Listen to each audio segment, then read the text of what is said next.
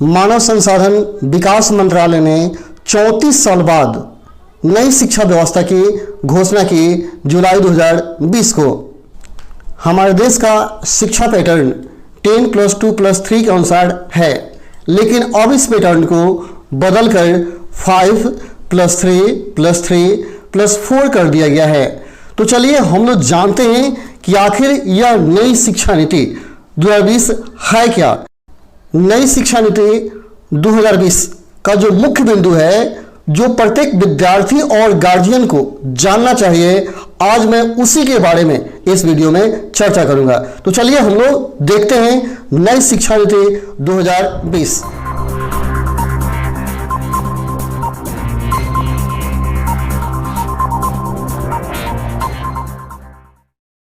वर्तमान में हमारे देश का एजुकेशन पैटर्न है 10+2+3।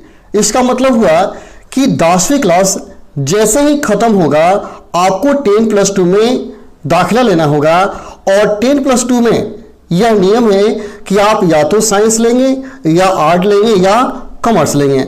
और उसमें आपका सब्जेक्ट बांट दिया जाता था कि साइंस में आप फिजिक्स, केमिस्ट्री, मैथ या बायो पढ़ेंगे, वहीं अगर आर्ट में जाते हैं तो हिस्ट्री, ज्योग्राफी या जो भी आप लें आर्ट वाले लेंगे, और कॉमर्स में जाते हैं तो आपको कॉमर्स चुनना पड़ता है। यानी 10+2 में आपका स्ट्रीम चेंज हो गया, साइंस, आर्ट या कॉमर्स कुछ भी ले सकते हैं। उसके बाद आप 10+2 के बाद 10+2+3 में यानी ग्रेजुएशन में आप जाते हैं, और वहां पर भी आपका स्ट्रीम चेंज हो जाता है, आप या तो साइंस से पढ़ेंगे या आर्ट से पढ़ेंगे। लेकिन अब हमारी जो नई शिक्षा नीति है 2020 नई शिक्षा जो नीति है, उसमें क्या किया गया, इस पैटर्न को बदल दिया गया है और उसमें कर दिया गया है 5+3+3+4। नई शिक्षा नीति का सबसे बड़ा खासियत है कि साइंस, आर्ट और कॉमर्स का जो पहले झंझट था, अब इस झंझट को समाप्त कर दिया गया है।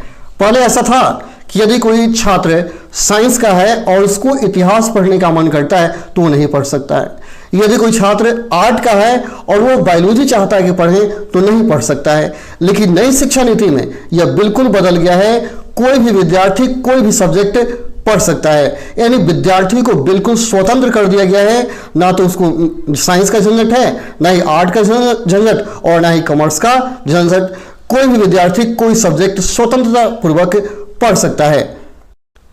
चलिए हम लोग डिटेल्स में जानते हैं कि 5+3+3+4 क्या है। यहां सबसे पहले 5 है। 5 का मतलब हुआ कि बच्चों का जो प्रथम 5 ईयर होगा, इसमें उन्हें नर्सरी, LKG, UKG और फर्स्ट तथा सेकेंड क्लास से गुजरना होगा। इसे प्री प्राइमरी कहा जाएगा तथा इसमें बच्चों को किताबों का बोझ नहीं दिया जाएगा। बच्चों को किताबों का बोझ नहीं दिया जाएगा, अर्थात उनके अंदर एक्स्ट्रा करिकुलम कराया जाएगा। अर्थात प्री प्राइमरी जो 5 ईयर का है, जिसमें बच्चे नर्सरी, LKG, UKG, क्लास 1 और क्लास 2 में अध्ययन कर रहे हैं, इसमें उनके द्वारा एक्स्ट्रा एक्टिविटी कराया जाएगा और देखा जाएगा कि बच्चे किस दिशा में जा रहे हैं, और वे जिस दिशा में जाएंगे उसी के अनुसार उन्हें अध्ययन के लिए प्रेरित किया जाएगा। इसके बाद 3 इयर्स का अवधि होगा, जिसमें बच्चे क्लास 3, क्लास 4 और क्लास 5 में अध्ययन करेंगे।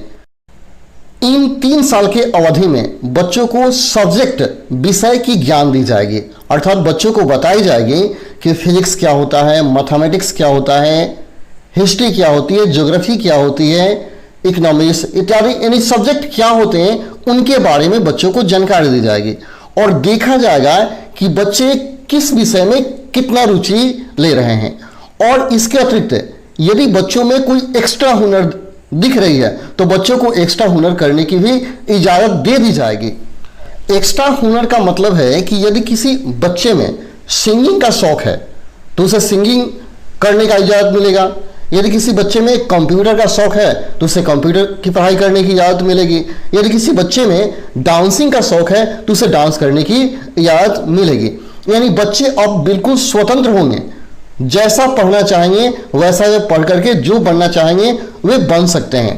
तथा इन 3 साल की अवधि में बच्चों पर लैंग्वेज का कोई प्रेशर नहीं होगा।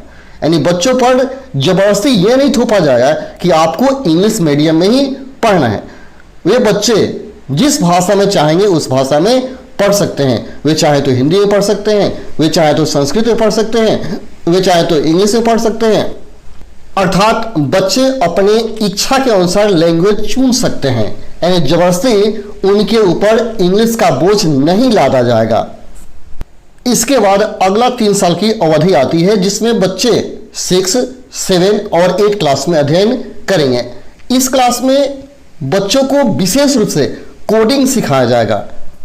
इस अवधि में बच्चों के एक्स्ट्रा एक्टिविटी को देखी जाएगी, उनके इंटर्नशिप को देखी जाएगी और उनके प्रोजेक्ट वर्क को देखी जाएगी।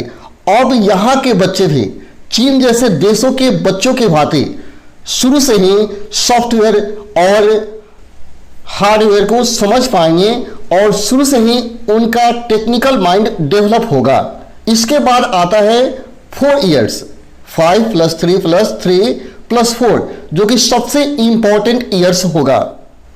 इन 4 इयर्स में बच्चे 9th, 10th, 11th और 12th में अध्ययन करेंगे तथा इन क्लास में बच्चों के ऊपर विषय का कोई बोझ नहीं लादा जाएगा।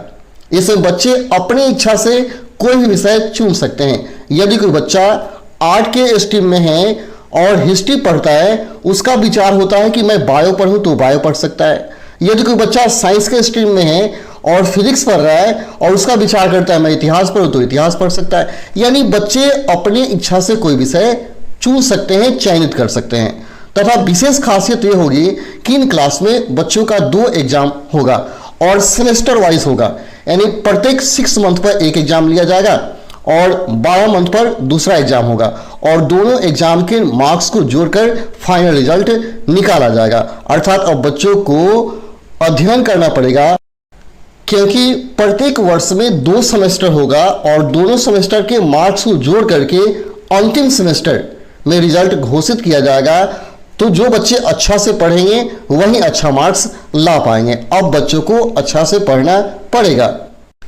तो ये है हमारे देश की नई शिक्षा नीति 5 + 3 + 3 + 4। यदि आपको यह वीडियो अच्छा लगा हो तो चैनल को जरूर सब्सक्राइब करें और जरूर इस वीडियो को लाइक करें। तब तक के लिए धन्यवाद। जय हिंद, जय भारत।